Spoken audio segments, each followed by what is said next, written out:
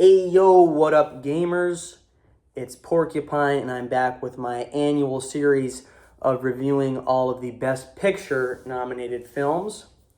This is something I do every year and we're going to get started with our top 10 Best Picture films. This was actually a pretty solid year for the Oscars. Probably not as solid as last year, but I'd still say it's still a pretty solid year with some banger movies. But not this last one, number 10. Fuck!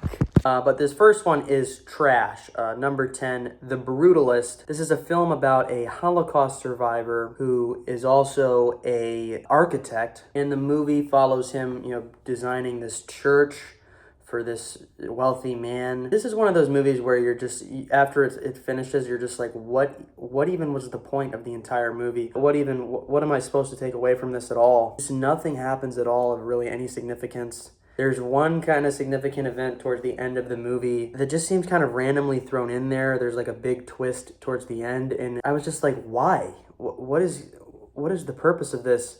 There's a rape. Spoiler alert. There's a rape out of nowhere. And I don't understand like why it happened, why it's significant for the movie. I don't understand the characters' motivations. Maybe I just don't get it. Maybe I just am too dumb for this movie. But I just hated this movie the entire time. So insufferable, so boring. So that's The Brutalist. Moving on. So that was the only movie this year that I straight up just didn't like. The rest I did definitely enjoy more than not. To varying degrees. So moving on to our number 9 spot, we have A Complete Unknown. This is a Bob Dylan biopic. Just for context, I didn't know anything about Bob Dylan going into this, which I think may have inhibited my experience. I feel like the movie definitely expects you to know who Bob Dylan is. Yeah, even not knowing who he is, it is still an enjoyable film. A lot of the film is the struggle between Bob Dylan and his managers and people. He produces folk music, and he kind of wants to push the boundaries of what folk music is. He wants to put more kind of progressive messaging into his songs. The times are a-changing, and whereas his managers and everything are like, do not do this. But the one thing I admire about Bob Dylan is he just doesn't give a fuck. He really just does what he wants. It reminded me of kind of the Elvis movie. I did find the film a little bit boring. A lot of the film is just Bob Dylan singing his music, so I think if you're a Bob Dylan fan, you may enjoy it. Bob Dylan himself, like the performance, I'm not really familiar with how Bob Dylan acts in real life or how he speaks, but the performance was so hard to watch because Bob Dylan just like mumbles like a retard the whole film. He's like very hard to understand and he just mumbles incoherently. He seems like a total dick. He was insufferable throughout the whole film. Also, there's a plot line involving infidelity with Bob Dylan cheating on his partner, and I think that was pretty well done. The woman actress definitely gave a pretty good performance of constantly being upset with Bob Dylan, and he just doesn't really seem to care. Overall, I'd say it's a good film, a little bit boring, maybe better if you're a Bob Dylan fan, I don't know. And yeah, next up we got Emilia Perez. I really enjoyed this one. I think this one is probably the most criminally underrated of all the films on this list. It's a musical. It's in Spanish. And the basic premise is we follow this lawyer character. She's kind of a lawyer for shady criminal type people, kind of like a Saul Goodman type character. And this Mexican drug lord of a Mexican drug cartel contacts her, and he tells her that he's a transgender and that he wants to fake his death so that he can live his life as a woman, which, I mean, just based on that premise alone, I don't know how you can't get excited for this movie. And what pushes the movie even to the next level is, when I first watched the film, the female and the male version of the drug dealer appeared so different. I thought that they had two different actors, but it actually is the same actor. They had them film the first part of the movie before the person transitioned. Then they actually transitioned to a female and played the female for the rest of the film. Just the logistics of that alone make me impressed with the film. I mean, I don't think I've ever seen anything like that done before. The tension really starts to rise in the film when Emilia Perez, the transgender character, wants to bring her family back into her life. Her family doesn't know who she is because they think she's dead. So I was constantly, worried, are they going to find out who this is? What's going to happen? There starts to be a tension between Emilia Perez and the wife. Certain things are found out. Oh, you were cheating on your husband? Okay, that's interesting. Not knowing that she's speaking to her husband. So the tension starts to build. Emilia wants to have more possession over the kids because she's their former father, but of course the mother doesn't know that. I think it was really well done. I was unironically on the edge of my seat for a lot of the film. I thought the musical sections as well were very funny, very well done. And then by the end of the movie, the climax, things just go totally absurd. It was just an enjoyable experience. A lot of the movie as well, it was interesting. Emilia tries to kind of rebrand herself and make right a lot of the crimes she's committed and try to help families identify dead relatives that were killed by the cartel. It was interesting. I liked the film. I would recommend it. It's a banger. Next up, we got Nickel Boys. Nickel Boys. It follows this young black man during the Jim Crow era. His life is going really good. He gets accepted into some nice college, and then his life kind of takes a turn. He gets caught up in some criminal stuff, being in the wrong place at the wrong time, essentially, and that gets him sent to a reformatory school. It's not a true story, but I believe it is based on real-life reformatory schools that did exist, where black people were not treated very well. And you see a lot of kind of disturbing stuff, how these people are treated. They're kind of cut off from their families, pretty extreme, corporal punishment, whipping and things like that. And one of the main gimmicks of the movie is it's all shot from a POV perspective from their eyes, and the movie kind of alternates between these two characters, the one character and another character that he meets at the reformatory school. This one I thoroughly enjoyed. Great performances all around, specifically the grandmother, or I forget if it's his mother or grandmother, but you see how what's happening is really crushing to her. It's just a great movie throughout. I like the ending as well.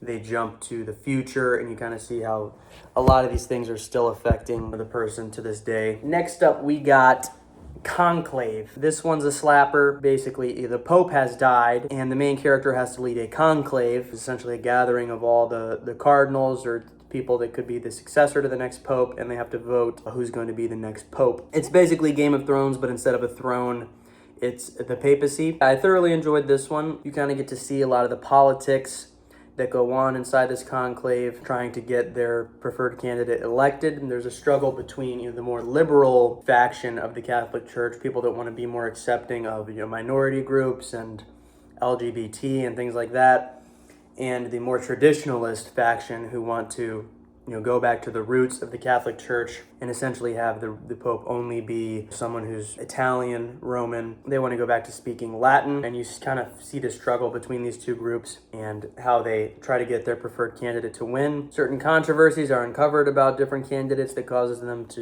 lose the votes. Yeah, there's corruption, there's basically everything. I was a bit on the edge of my seat the entire time. All the characters were pretty well written. There's a long speech that, the traditionalists give at the end, and the more liberals give a rebuttal. I thought it was pretty well done. I liked basically everything about the movie until the end. I have some hang-ups about the end. The actual pope they end up choosing is kind of the most desirable, good ending, but it doesn't feel very realistic. I was like, really? This is what the Catholic Church is gonna pick? Really?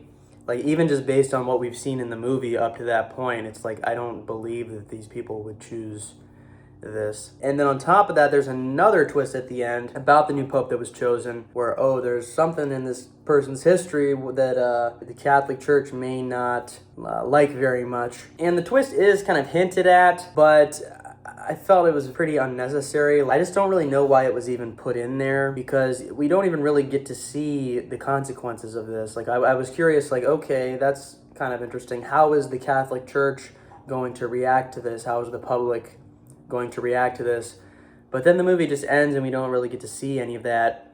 For all we know, this whole thing was kept under wraps and no one ever even found out about it. So it feels like the twist ending really doesn't affect the movie very much. It seems like the movie would be basically the same if that wasn't even in there. And that's just my thoughts on it. Other than that, thoroughly enjoyed the film. Moving on, we got another banger movie, I'm Still Here. This is a true story. It takes place when there was a military dictatorship taking over Brazil, and it deals with forced disappearances, that happen in totalitarian regimes where people are just taken away with no explanation and basically unpersoned, kind of like in 1984. And the highlight of the film is definitely the mother, her performance. You really see how this affects her, and it's basically just the main crux of the movie is her kind of coping with the fact that her husband is now disappeared and trying to protect her children from finding out about this. She eventually tries to,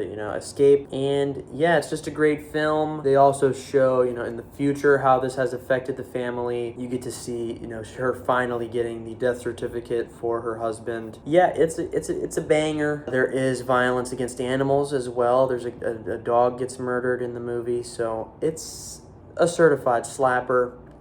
And yeah, moving on, we got Dune 2. This is another banger. Gives you more of Dune 1, except there's a lot more sandworm action. I really like the sandworm action. We didn't really get to see as much of the sandworms in the first one. We basically just see them kind of suck people down, but you get to see them actually come up off the surface and fuck with some shit. The sandworms were really cool this time around. I liked the themes of religion in the film as well. Paul Atreides is believed to be this messiah that has been prophesized, and they kind of leave it a little bit blurry as to whether that is true or not. We don't really know how much of the different religious groups, how much of it is true and how much of it is just myth. So I'm excited to see for the third movie what goes on. There's some good action in this movie as well. There's a specific scene in black and white where the one actor that plays Elvis, I forget his name, he's really fucking shit up in one scene. That was definitely a highlight. Riding the Worms was goated. It's just a great time. Excellent sci-fi, Game of Thrones type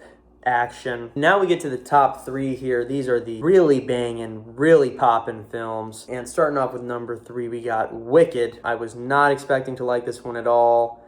All the trailers I saw made this movie look really retarded, and I realized before watching it that it was a part 1 of 2. It's one of those type of things, so I was really not looking forward to this. And the first 20 minutes of the film, I was like, oh god, this is really like for children.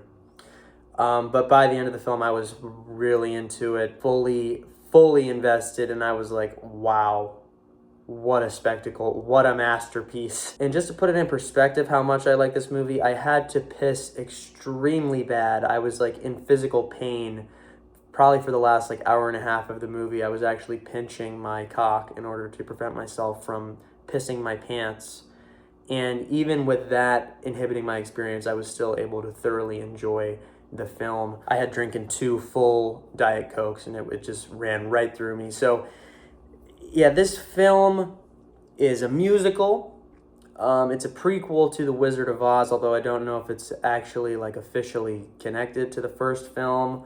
I know there is a series of books that it's based on and a play. I'm not sure how much they took from that. But yeah, it's just a banger through and through. The songs are really good, especially the grand finale song when she's flying on the broom and everything. But yeah, the film is a prequel to The Wizard of Oz, and it's kind of a reversal of roles of, the morality of the original film, whereas, the Wicked Witch of the West is the villain, and the Wizard of Oz is kind of seen as more of a good guy. Although I do remember watching the first film, it's been a while since I've watched it, I do remember thinking that the Wizard of Oz was kind of like a hack loser at the end of the film.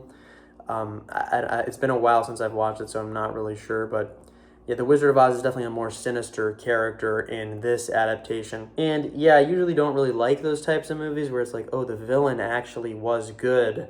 I have seen Cruella, which was one of the worst movies I've ever seen.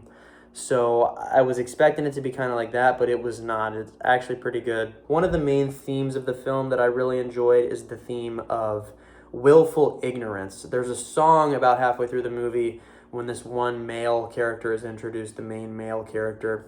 And he gives this song about how just don't think too deeply about things and life is so easy. Just kind of go through life blissfully ignorant, don't think too hard about anything, and that's how you live a great fun life.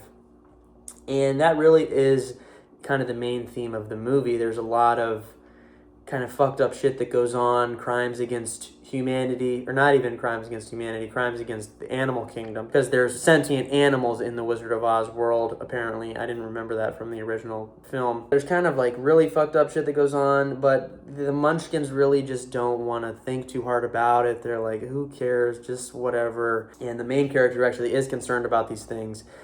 They kind of just get annoyed, like, why are you making a big deal about this? Come on. Who cares? Let's just live in harmony and just not care and just party, man, and smoke weed, man. I think it's an important theme for a film to tackle, especially nowadays, especially for children, because it absolutely is a thing, and it's the main cause of the world's problems. Willful ignorance. People just refusing to educate themselves or care about anything. Yeah, I think the movie managed to be a much deeper critique on racism, more than just the don't treat people bad because they're green type thing, which I feel like a lot of people reviewing the movie, that's their real only takeaway is, oh, the movie's just saying racism's bad. No, I think it goes deeper than that, and it tackles the fact that people are willfully ignorant about these issues. It's not necessarily just from a place of evil that people believe these things. It's just because it's convenient. It's easy to just go along with the peer pressure and not think too deeply about the ethics of what you're doing. I think that's a much deeper analysis than most other films tackling the subject. And a lot of the crux of the movie is Ariana Grande's character and her struggle between, going along with the peer pressure and just going along with what's easy versus going along with what's right. Her character is tested at the end of the film.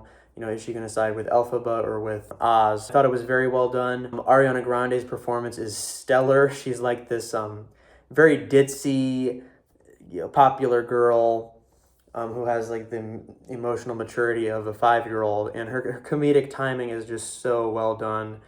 A very good comedic performance. Lots of laugh out loud moments for Ariana Grande's performance. One of my favorite songs is the one about how much they loathe each other when they're together in their dorm room.